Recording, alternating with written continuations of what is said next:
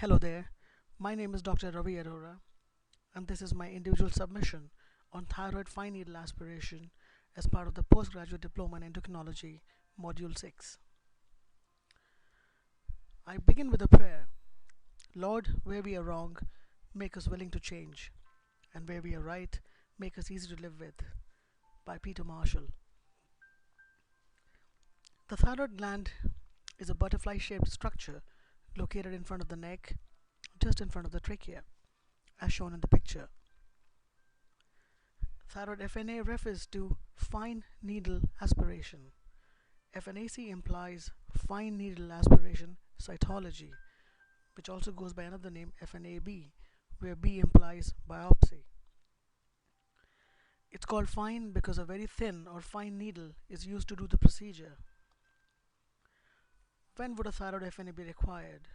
The most common reason would be to evaluate a thyroid nodule, as shown in the picture. It's important to do a thyroid FNA and face the inconvenient truth or the discomfort of the procedure rather than living with the reassuring lie that there's nothing wrong. We do a thyroid FNA to rule out an underlying cancer, which is of paramount importance. Thyroid nodules are lumps in the thyroid gland which could be detected either by the patient or by the doctor. They could also be picked up on a routine ultrasound or CT scan of the neck for an unrelated problem. They could also be picked up on a nuclear scan of the thyroid. We do an FNA to find out the cause of the nodule and detect any underlying cancer. Nodules are quite common, and 50% of the adults have nodules on thyroid scans. Most are benign, however up to 5% may be harboring an underlying cancer. The history of thyroid FNA goes back to 1930 when Martin and Ellis used it first in New York. However, poor diagnostic techniques and poor diagnostic yields led to an abandonment of the procedure. It took nearly 50 years for the thyroid FNA to have a revival, initially led by data from Scandinavia. Currently, it is a cornerstone in the management of nodules and has reduced the number of diagnostic thyroid surgeries by up to 85%. The ultrasound plays a key role in answering the question, do all nodules need an FNA? No, only the suspicious ones have to be subjected to an FNA. Features like microcalcifications, marked hypoechogenicity, irregular margins, taller than wider dimension of the nodule, increased intrinsic vascularity, and local invasion are alarm signs. Therefore, the ultrasonologist or the radiologist needs to think outside the box and evaluate each nodule on its merit for the possibility of an underlying cancer. The ultrasound features which distinguish a probable malignant or a probable benign nodule have been summarized in the table here. These features comprise the U classification, which is recommended by the British Thyroid Association 2014 guidelines, ranging from U1 to U5, U1 being normal and U5 being definitely malignant. It's noteworthy to realize that any ultrasound classification or report from U3 to U5 mandates an FNA to rule out an underlying cancer. There could be a couple of other indications besides the nodules to do an FNA, and these would be number one, a Hashimoto's thyroiditis manifesting as a nodular lesion. Here we do an FNA to rule out an underlying lymphoma or a papillary carcinoma of the thyroid.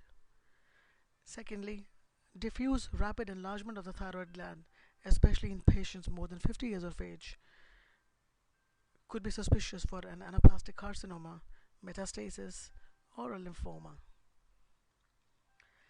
Ultrasound guided FNA is the standard of care in today's world because it makes even the small nodules detectable. The cystic and solid components of the nodule can be easily appreciated. It can avoid inadvertent injury or puncture of the surrounding structures, and also it can target multiple or even deep-seated nodules. In the picture on the right side, there's a thyroid nodule in the center, and close by is the carotid artery and the jugular vein. Now it's important that these structures are avoided when we put in the needle. When faced with the prospect of undergoing a thyroid FNA, this is the response of most of the patients. It's a tightrope walk. Well, thankfully it is not so, because ultrasound and current techniques have made it really simple. However, it needs an adequate pre-procedure planning. An informed consent after explanation of the procedure and the risks is taken, and thereafter it is supposed to be a day procedure accomplished within 30 minutes. The real needle time is just a few seconds out of this. Anticoagulants are normally withheld for 4 to 5 days prior to the FNA. However, aspirin is considered safe and usually continued. The patients are permitted to eat or drink normally before and after the FNA. Clients are advised that they are going to be awake and not subject to general anesthesia. They are allowed to resume normal activities but avoid strenuous exertion for the rest of the day.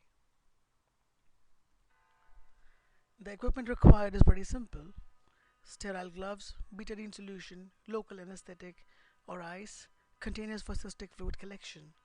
Besides them, we need slides, needles, syringes, alcohol swabs, alcohol containers to fix the slides, as well as syringe guns if the operator feels the need for so.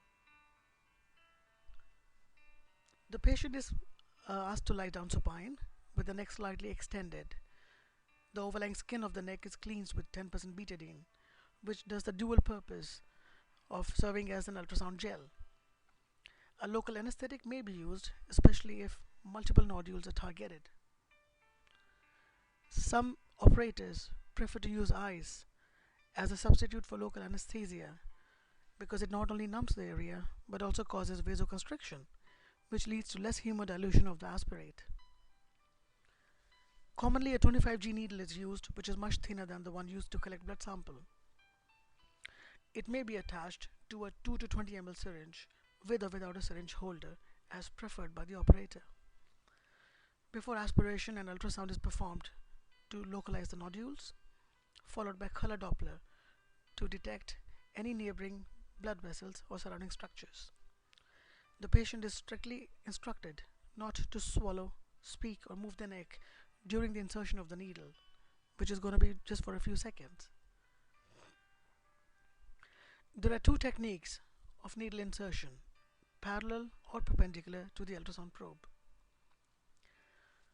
When the needle is inserted parallel, as can be seen in the picture on the left side, the entire length of the needle can be seen in its entirety on the ultrasound picture.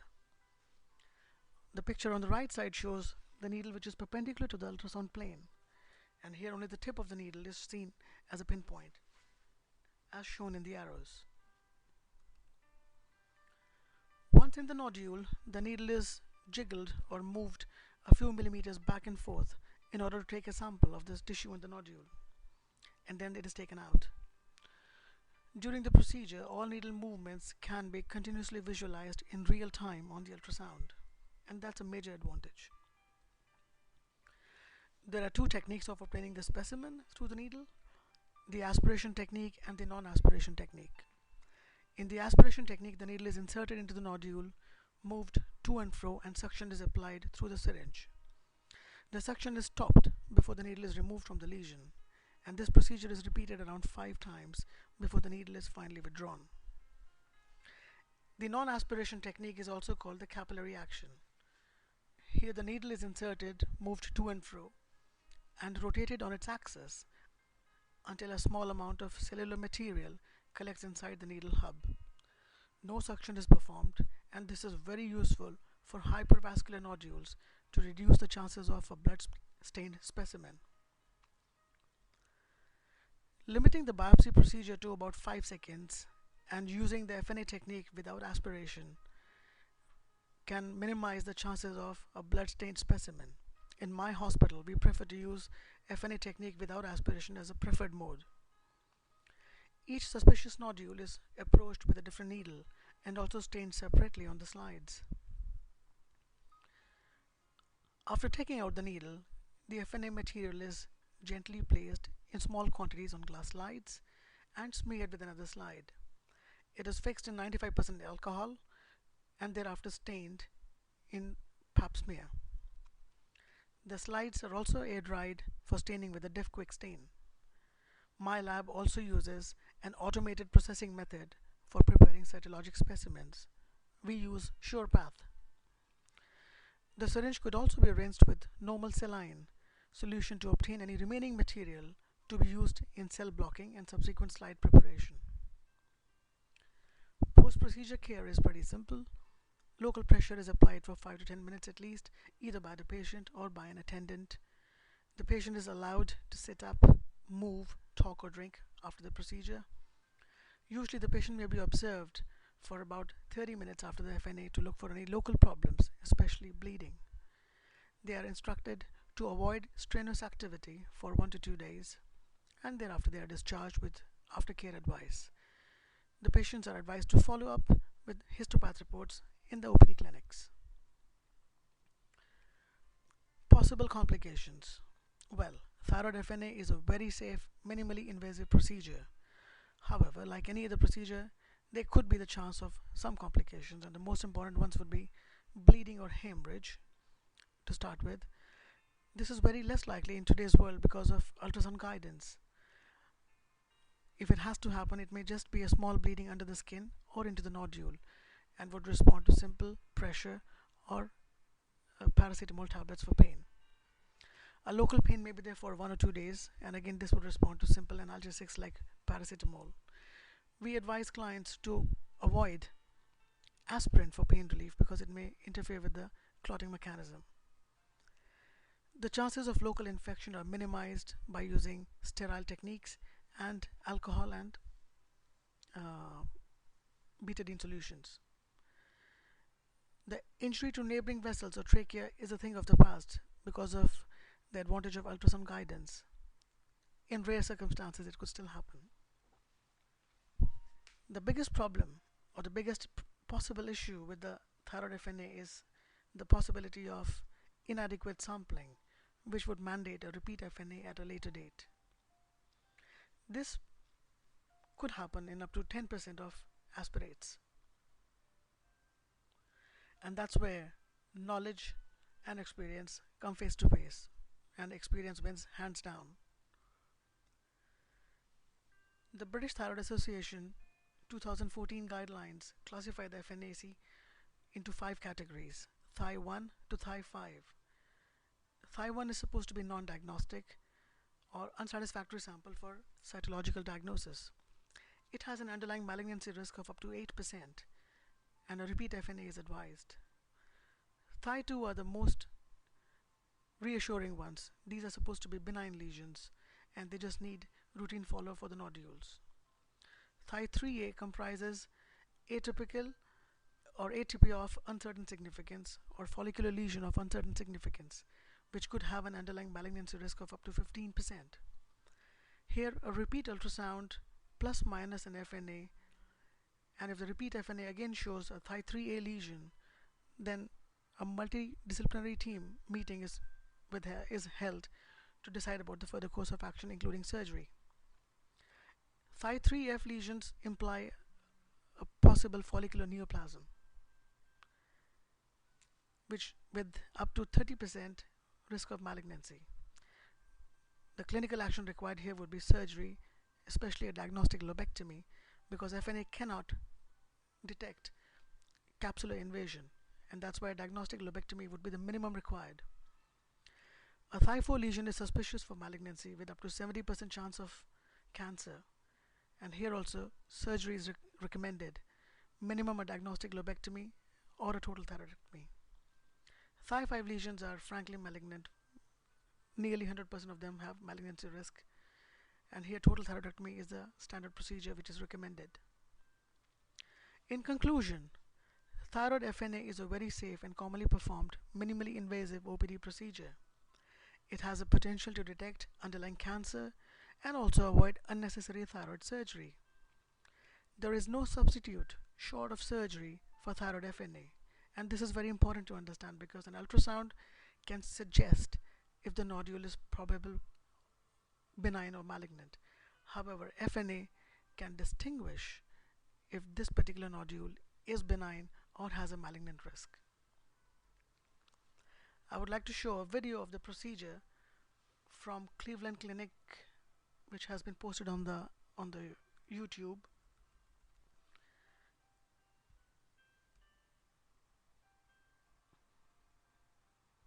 FNA procedure is performed in a room that is equipped with an ultrasound machine. The room provides a private and comfortable setup for both the patient and the doctor. You will lie on the procedure table with your neck extended to the back, with a pillow under your shoulder blades.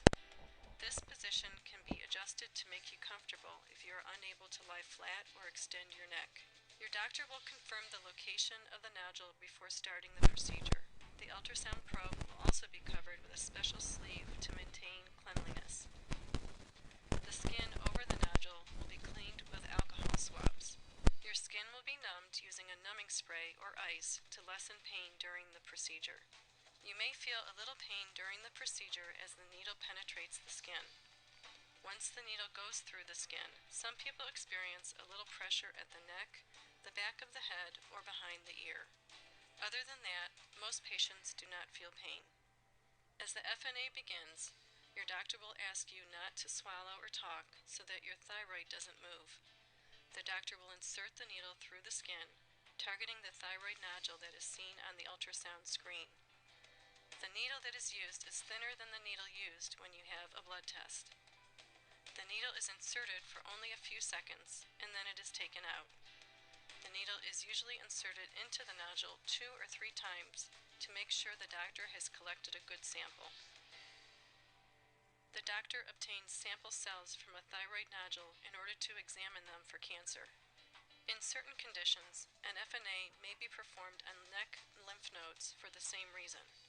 Once the procedure is done, you will be asked to remain in the room for a few minutes so that we can be sure that you are feeling well and not having any complications. Then you can go home and you can resume your usual activities after the procedure.